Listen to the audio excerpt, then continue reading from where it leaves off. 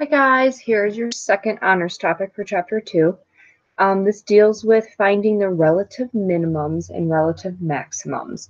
So in the book, and sometimes just when I'm talking, you're going to hear me call these extrema. This refers to both minimums and maximums of a function. It's just another word that lumps this into one word. So let's say we have a function that looks like this, right? Big old nasty function somewhere on the xy coordinate plane.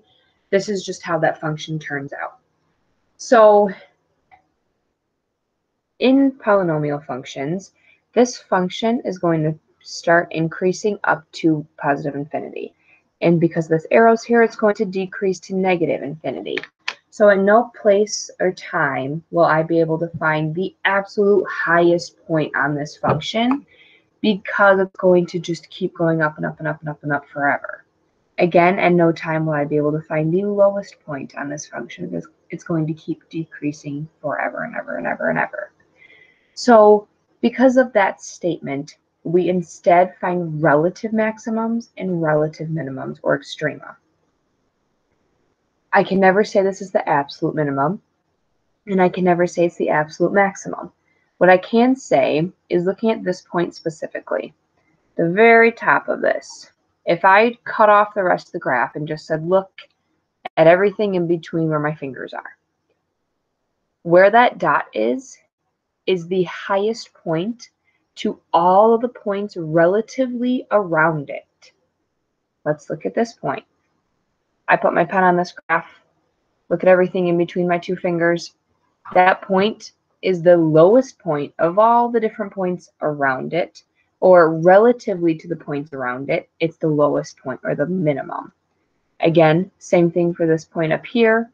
Relative to the points around it, it's the highest point, and this one again is the lowest relative to points around it. So instead of calling things like this is the highest point you're ever going to see on my graph, because that's not going to happen with polynomials, or the lowest point you're ever going to see on my graph, because again, that's not going to happen with polynomials, we say this is a relative highest point, or a relative lowest point, or extrema. So we're going to calculate those today. We don't calculate them by hand. We calculate them in a calculator. So you'll need a TI-83 or 84 or something for this. Let's do the function x to the fourth minus 6x cubed plus 3x squared plus 10x minus 3. Okay, and the directions here are find the extrema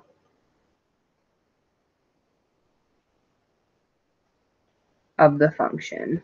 Oh, there should be an A there. Find the extrema of the function. Again, you need a calculator. So first things first, I'm going to go turn it on. And I'm going to go to my y equals button. I'm going to type this function in. It was x to the fourth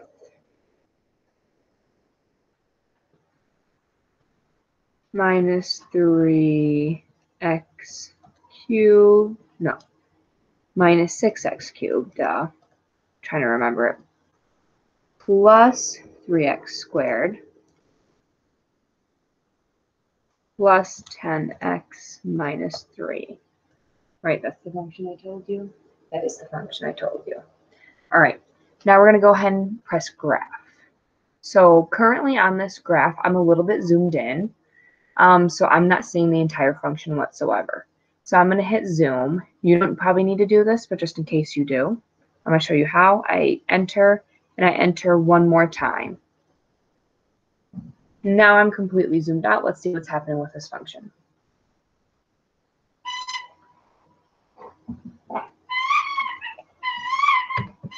Fenty, stop. Thank you. Sorry, that's my dog. So I'm going to Benton, stop.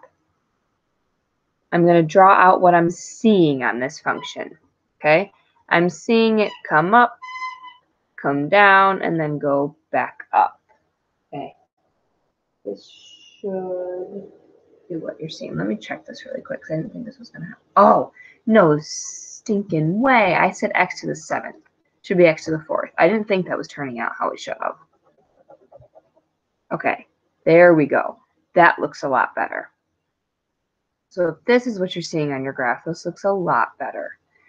So we come down, we go up, then we go way back down out of sight and then come back up. Okay, so first thing I want us to do is identify where do I see maximums and where do I see minimums, because we have to identify them in order to find their exact value. So way down here, I obviously see a min. Up here is still a min, and way up here, I found a maximum. So on my calculator now, I'm going to actually find their exact values. So let's bring this back over. So the first one I'm going to find, I work my way from left to right. I'm going to find this one first. I hit the second trace button. So you're going to see I have find value, 0, minimum, maximum. The currently one that we need to be finding is a minimum. So I go down to 3 and I hit enter. You can see this little spider pop up. Okay, I use my left and my right arrows to direct it. I need, let's look back at my visual graph on here. I need to set what's called a left bound on the left side of this minimum, and then a right bound on the right side of it. So you should see a left bound question mark in the lower left hand corner of your screen. Once you are to the left side of where you see that maximum or minimum, you can be a little bit closer, it doesn't matter. I'm just going to stay up here. You hit enter. Now you should see right bound question mark. We arrow our spider over to the right side and we hit enter. It says guess. We don't guess. So we hit enter one more time. We pop up. The minimum is negative 0.569, negative 6.50. So we can go ahead and write minimum at negative 0.57, negative 6.5. Okay, that is one minimum. So that's one process of how you find a maximum or how you find a minimum. Okay, so let's try that process again. Now we're going to go find this maximum, working our way from left to right. So again, I should have left side, left bound, right bound. So let's go second trace maximum. And we take this spider up closer toward our maximum. We hit enter. Right bound needs to be set over on the right side somewhere. Hit enter one more time. And third time. Minimum at 1.1, 5.1. Again, your decimals might be slightly different from mine. That's okay.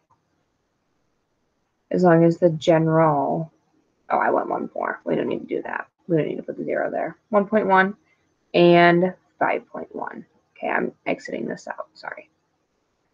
There's a maximum. So I'm going to go find one more minimum. This minimum way over here. The only issue is I'm going to see if zooming out is going to help me at all. So I went to my zoom button. I'm down at zoom out. You have to hit enter to select it and then enter one more time. I'm just going to check. I'm honestly not sure if this is going to help me at all.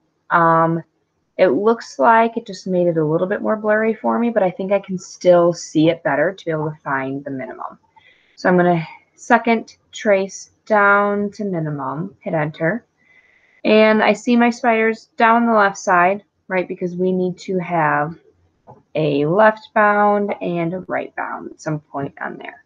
I hit enter for my left bound. I go arrow my spider over to my right side. I hit enter. I am getting, and this is what you should be getting, 3.96, negative 43.04.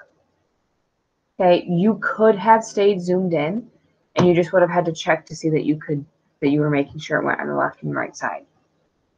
All right, so this is the process. One thing I just want to reiterate You have to find all of the relative minimums and all of the relative maximums. In this case, I only had one maximum and two minimums. Let's say I had 5 of each. You're going to have to do this process 10 total times in order to find all the maximums and all the minimums. Okay, but this is the process. You will need a calculator.